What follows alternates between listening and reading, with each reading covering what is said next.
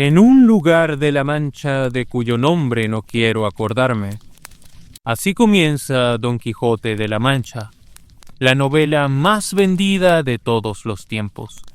Pero, ¿qué pensarían ustedes si les dijera que esta legendaria historia podría estar inspirada en un hecho real que sucedió nada más y nada menos que en un lugar de Venezuela cuyo nombre es Caracas? Hoy les traigo una historia muy interesante sobre el posible origen del Quijote. Así que no perdamos más el tiempo y hablemos sobre Alonso Andrea de Ledesma, el Quijote venezolano. Don Quijote de la Mancha es una novela que debido a su fama no necesita mucha presentación. Fue escrita por el español Miguel de Cervantes Saavedra y publicada a comienzos de 1605. Es la obra más destacada de la literatura española y una de las principales de la literatura universal, siendo la más leída después de la Biblia. Con esta novela, Cervantes desmitificó o ridiculizó la tradición caballeresca y cortesana, donde se plasma a los caballeros como hombres jóvenes fuertes y valerosos, como es el caso de Amadís de Gaula, los caballeros del rey Arturo y Sir Lancelot, dándonos en su lugar a un anciano de nombre Alonso Quijano, descrito como un hombre alto de cuerpo y seco de rostro, entrecano, de bigotes grandes, negros y caídos, un hidalgo de los de lanza en astillero, adarga antigua, rocín flaco y galgo corredor. En pocas palabras, un viejo muy noble, alto y flaco, con una lanza y un caballo casi tan viejo y flaco como él. Pero, ¿pudo Cervantes haberse inspirado en una persona de la vida real para crear al caballero de la triste figura? Pues si vamos a la Venezuela colonial a finales del siglo XVI, nos conseguiremos a un personaje bastante particular, Alonso Andrea de Ledesma, que después de un increíble acto pudo haberse convertido en la fuente de inspiración que utilizaría Cervantes para crear al mítico Quijote. Pero antes de llegar a ese punto, démosle una rápida ojeada al currículum de este interesante señor. Alonso Andrea de Ledesma era un español oriundo de la villa de Ledesma, que en su adolescencia desempeñaba trabajos de agricultura y ganadería. Después aprendería el arte de fabricar espadas y aproximadamente a sus 20 años, junto con su hermano Tomé, se alistaría en una expedición con destino al Nuevo Mundo. Ya estando en Venezuela, participó en la fundación de las ciudades del Tocuyo, Trujillo, Santiago de León de Caracas y Nuestra Señora de Caraballeda. Fue parte del vencimiento y muerte de Lope de Aguirre, conocido como el Tirano Aguirre, un conquistador que protagonizó una serie de cruentos asesinatos para convertirse en el líder de una expedición en la búsqueda del Dorado, liderando de esta manera una rebelión contra la monarquía española, circunstancia por la que fue asesinado en 1561 en Barquisimeto, siendo Ledesma uno de los primeros en entrar en la casa en la que se hallaba trincherado Aguirre y consiguiendo por su participación heroica en esta misión el grado de capitán. Combatió junto a Diego de Lozada contra el cacique Guaycaipuro en las batallas de San Pedro y Maracapana. Con esta última, el bando español lograría derrotar a Guaycaipuro y la coalición de tribus caribes, terminando de una vez por todas con el poder caribe en el Valle de Caracas, que por 7 años había mantenido a raya los intentos de colonización de los españoles en la región. También ejerció los cargos de regidor,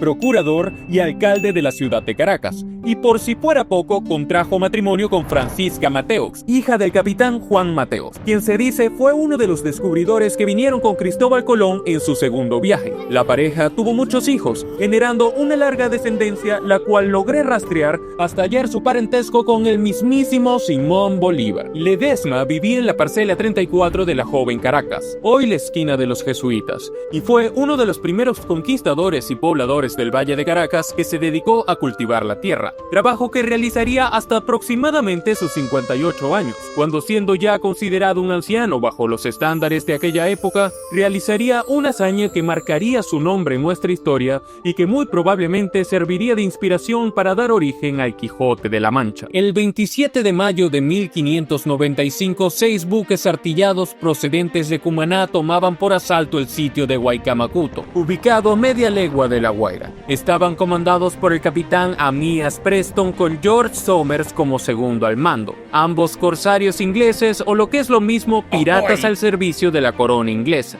Al saberse la noticia en Caracas, el capitán Garci González de Silva, quien como alcalde gobernaba la ciudad, reunió rápidamente un nutrido contingente armado, algunos con arcabuces pero en su mayoría indígenas con arcos y flechas, y salieron al encuentro de los piratas en el camino real que desde allí bajaba al litoral. Sin embargo, los ingleses contaban con la ayuda de un traidor, el cual había sido capturado en Cumaná y quien a cambio de su libertad los guió para llegar a Caracas esquivando la resistencia española. El traidor era un tal Villapando al que algunos historiadores identifican como Juan Sánchez de Villapando. El historiador Oviedo Cibaños relata que la muerte de Villapando se habría producido poco después, cuando los asaltantes, en pago por sus servicios, le colocaron una soga al cuello y procedieron a colgarlo de un árbol. En la ciudad se quedaron los hijos de Garci González, el capitán Gaspar de Silva y el sargento Baltasar de Silva, acompañados del alférez mayor Diego de los Ríos, Cristóbal Mejías de Ávila y el anciano capitán Alonso Andrea de Ledesma. Era más que evidente que este reducido escuadrón no podría evitar el avance de los ingleses. Sin embargo, ya cuando los piratas estaban dispuestos a invadir la capital, se toparon con algo totalmente inesperado. Nuestro protagonista, Alonso Andrea de Ledesma, quien se había adelantado a sus compañeros, salió al encuentro de los ingleses. El anciano, sobre su viejo caballo, cubierto con una armadura oxidada y empuñando una lanza, hacía frente a los 300 piratas, quienes estaban atónitos esperando quizás que detrás de aquel viejo estuviera una multitud de hombres armados dispuestos a dar batalla. Pero al grito de guerra Santiago y cierra España, don Alonso procede a atacarlos. Amías Preston, asombrado por la temeridad del anciano, ordena a sus hombres no hacerle daño. Sin embargo, Ledesma ataca múltiples veces con su lanza y sin miramientos hiere a unos cuantos piratas, haciendo inevitable que le dispararan un arcabuzazo que acabaría con su vida. Preston, vivamente impresionado luego de la heroica muerte de don Alonso, ordenó a sus hombres que montaran su cadáver sobre su escudo y lo enterraran rindiéndole honores de héroe.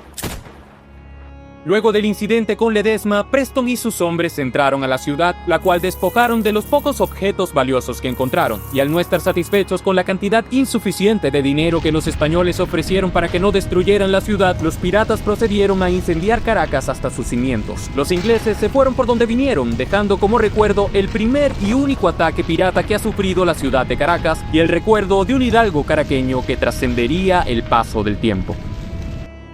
El ataque fue relatado por Gaspar de Silva en un informe dirigido a la corona española, donde describía la participación de Ledesma de la siguiente manera. Que sabe este testigo, y vido como el dicho capitán, como tal, y siendo como era tan gran señor, embistió al enemigo inglés a caballo con su lanza y adarga, y anduvo gran rato escaramuzando entre ellos, como tan valiente soldado y servidor de su majestad. Le dieron un balazo que lo mataron, y cayó muerto de su caballo.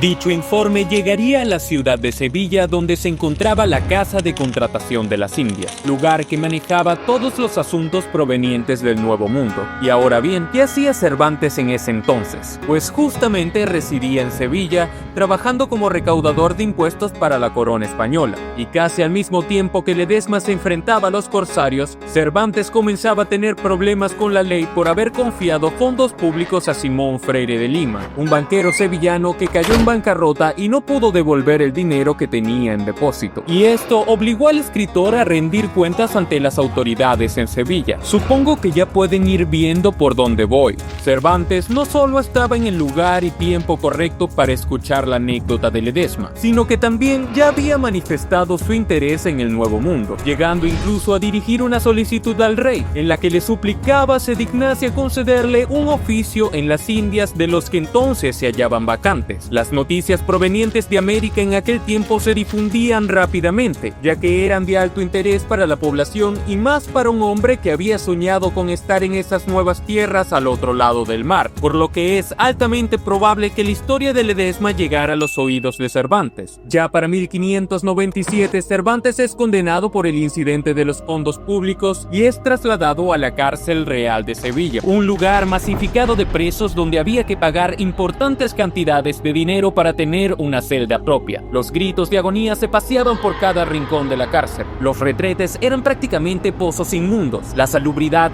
era casi nula y los presos se metían en la mugre hasta el cuello para evitar los castigos de los guardias y verdugos. Es en este cruento lugar donde pocos años después de la muerte de Ledesma, Cervantes comenzaría a gestar su obra maestra, algo que él mismo dejó entrever en el prólogo del Quijote de la Mancha. Bien como quien se engendró en una cárcel, donde toda incomodidad tiene su asiento, y donde todo triste ruido hace su habitación. Es indudable que existen muchas similitudes entre ambos personajes, como su aspecto físico, su avanzada edad, su lanza y su vieja armadura. Podríamos incluso comparar el enfrentamiento de Ledesma y los piratas con aquella oportunidad en la que Don Quijote batalló contra un rebaño de ovejas al que él imaginaba como a un ejército. Si a esto le sumamos que ambos llevan el mismo nombre de pila, siendo uno Alonso Ledesma y el otro Alonso Quijano, que Cervantes tenía el interés y estaba en el lugar preciso para escuchar lo sucedido en Caracas, y que prácticamente en la misma época empezó a escribir Don Quijote de la Mancha, tenemos una probabilidad sumamente grande de que Alonso Andrea de Ledesma le haya servido de inspiración al gran Miguel de Cervantes para crear la novela más vendida de todos los tiempos. Una teoría que ha sido apoyada por historiadores como Eduardo Casanova y que incluso Francisco Herrera Luque, conocido por ser uno de los pioneros de la novela histórica venezolana, afirma que hemos llegado al extremo de referirnos a Ledesma como el Quijote venezolano, cuando deberíamos decir que el Quijote es el Ledesma español. Y con esto llegamos al final del video. Ahora me encantaría leerlos en los comentarios. ¿Crees que esta historia real pudo haber sembrado la semilla del Quijote o que solo es una coincidencia del tiempo y de la imaginación? Si el video les gustó, no olviden darle un gran like, compartirlo con quien pueda interesarle y suscribirse al canal. Realmente significa mucho para mí. Personalmente pienso que más allá de las teorías, lo verdaderamente importante es que este personaje existió y que su vida fue tan extraordinaria que, como toda gran historia, merece ser recordada y contada. Durante estos años también me tocó enfrentar mis propios gigantes. Momentos difíciles, proyectos que exigieron más de lo que imaginaba y pérdidas personales que me hicieron pensar que debía abandonar este camino. Tal vez, como el propio Quijote, en más de una ocasión vi enemigos enormes donde solo había pruebas que debía atravesar.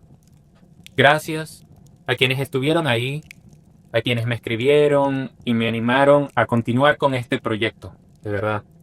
Gracias por estar del otro lado de la pantalla. Hoy sé que este proyecto es parte de quien soy.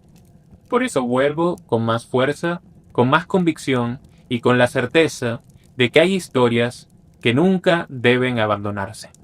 Así que, amigos míos, nos vemos en la próxima historia. Gracias.